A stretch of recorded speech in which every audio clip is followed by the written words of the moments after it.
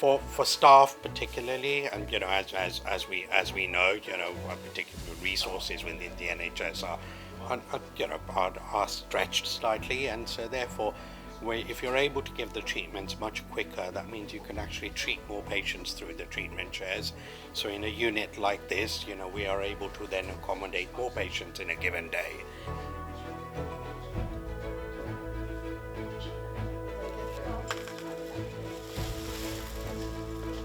Just going to pinch.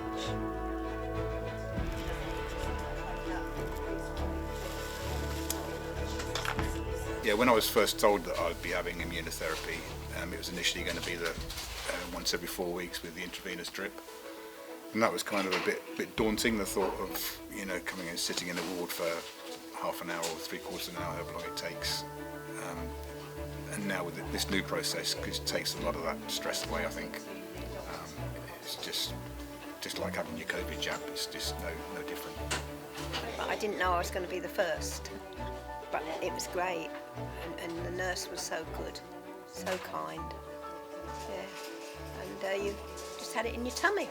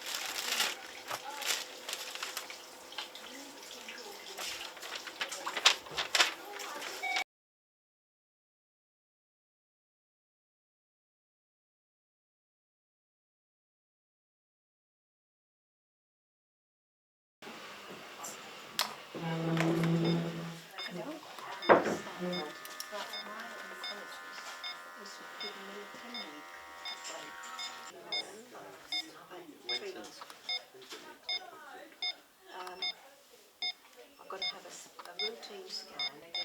I'm just waiting for a blood pressure to come. Yeah, that's fine. No, I mentioned I've got blood test next week. And my baby has I had 2 injections. You've had 2 injections, So that'd be about about 8 months. weeks ago. Right. Yeah. How's it been? Good. Good. Yeah. Yeah, good. Yeah, and I'm back home in trot. That's reassuring. Sorry? That's reassuring. Yes. This is my first one. Oh, is it? Yeah. Oh, yeah. I had mine in the tummy, but I'm not sure where this one's going. no, it was. You're having it for the first time, Yeah. is that right? So we need to go through your consent to make sure you understand. You got the information about the treatment you're having, yeah, and the side effects, and what you need to do. You got the alert card to ring The us. yellow card, yeah. I've got the emergency numbers. Okay. Have you had any treatment in the past, or it's your first treatment ever? It's my first treatment ever. Yeah.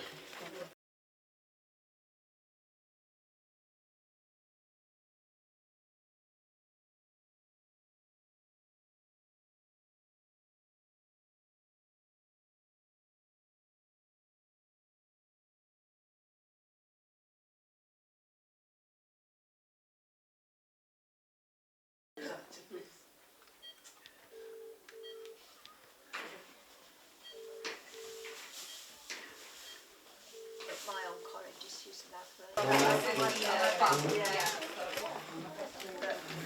There's not many of us. No, I was going to say there can't be that many. Okay. Okay, so we've got pembrolizumab 790 milligrams in 4.8 mils of for subcutaneous use only, and for Stephen friend. What I'm going to do, I'm going to wash my hands and prepare the drug. Okay. After, I need to do a blood test on you because all of the blood is missing. Yeah. Okay.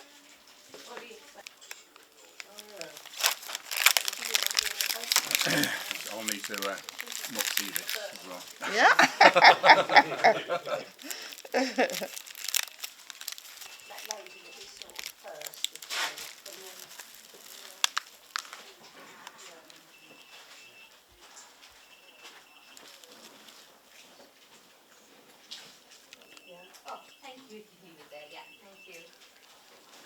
Yeah.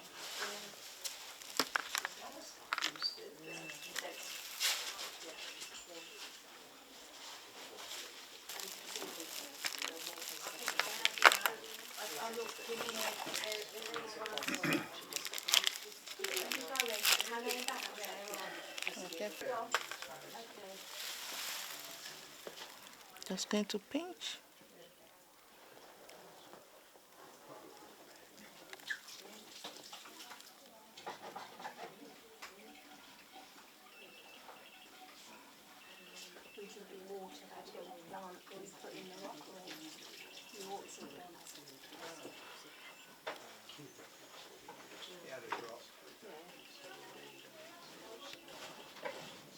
You okay? Yeah.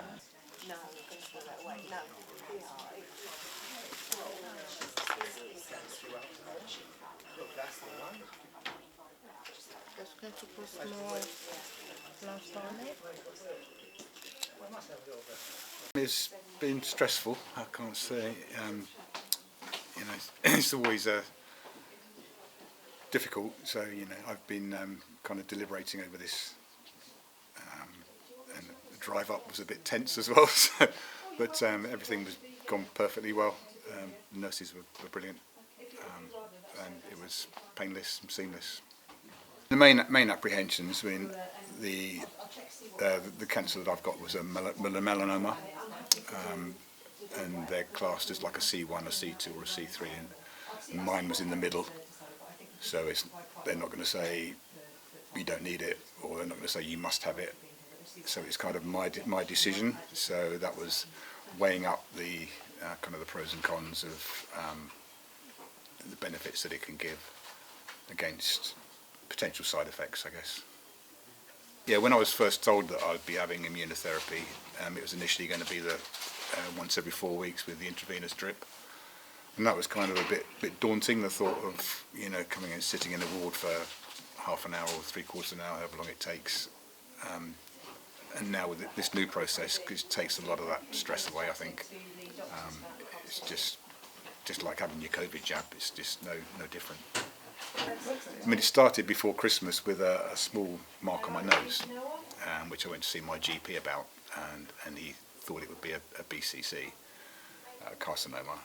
So he booked me in with a dermatologist, which I saw just after Christmas, and he gave me kind of the once over, because I got lots of these kind of dark patches anyway. So he gave me a good look over and spotted one on my tummy, which he was suspicious of. And he booked me in.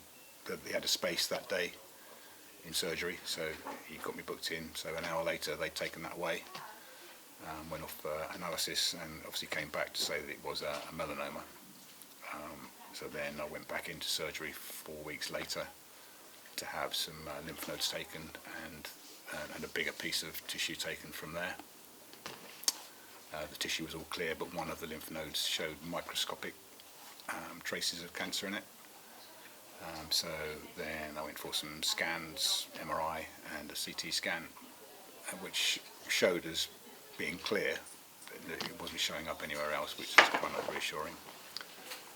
And then we went into the discussions about whether or not to go forward with immunotherapy, which is going to be this once every 6 weeks for over the next year. In really this last few months, my experience of the NHS in general, I mean, up until now I've been extremely healthy. I'm on no medications. I've not really used the NHS up until now, and it's just been amazing. I've been to several of the hospitals, Frimley, Wexham, Heatherwood here, and everywhere you go, it's brilliant. But I didn't know I was going to be the first, but it was great, and the nurse was so good, so kind. Yeah, and you just had it in your tummy. But it's not as quick as a COVID jab. It takes a couple of minutes, whereas a COVID jab is just in and gone. But, I mean, that was nothing. No, it was very good, very good. And she was so kind.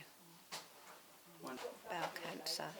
And I'm having the immune treatment every 6 weeks. But this time, this is my seventh will be, I've got to have, no, I haven't got to, but they would like me to have a 4-week break. So I've got 10 weeks between treatment, which I'm quite pleased about, really.